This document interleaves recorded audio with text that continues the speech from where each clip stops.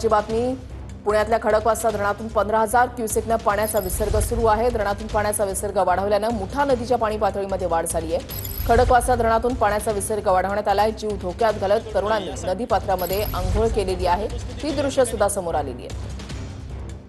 अजिंक्य धायगुडे आमचे प्रतिनिधी आमच्या सोबत आहेत। अधिक माहिती जाणून घेणार आहोत। अजिंक्य, प्रशासनाकडून वारंवार आवाहन केले जात आहे की नदीपात्रामध्ये उतरू नये, नदी किनारी जे आहे ते जाऊ नये, मात्र तरी सुद्धा काही उत्साही तरुण जे आहेत ते या नदीपात्रामध्ये आंघोळ करताना पाहायला मिळत आहेत। जरी विहंगम दृश्य जरी असली तरीही घातक ठरू शकतात, जीवघेणी ठरू शकतात। प्रशासनाकडून काय सांगण्यात आलंय? वृषाली, अगदी बरोबर आहे।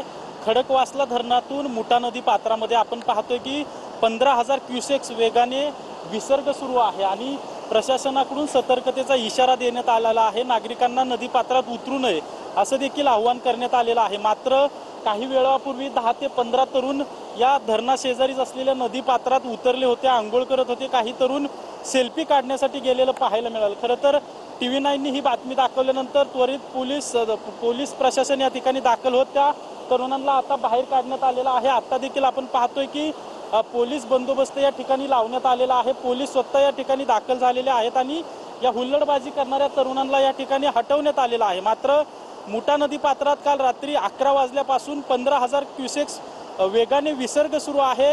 हे नदीचं जे दृश्य आहे ते आपण पाहतोय की रौद्ररूप नदीने धारण केलेलं आहे आणि जीवितहानी होऊ नये किंवा कोणतीही अनुचित घटना घडू नये यासाठी प्रशासनाकडून नागरिकांना सतर्कतेचा इशारा देण्यात आलेला आहे।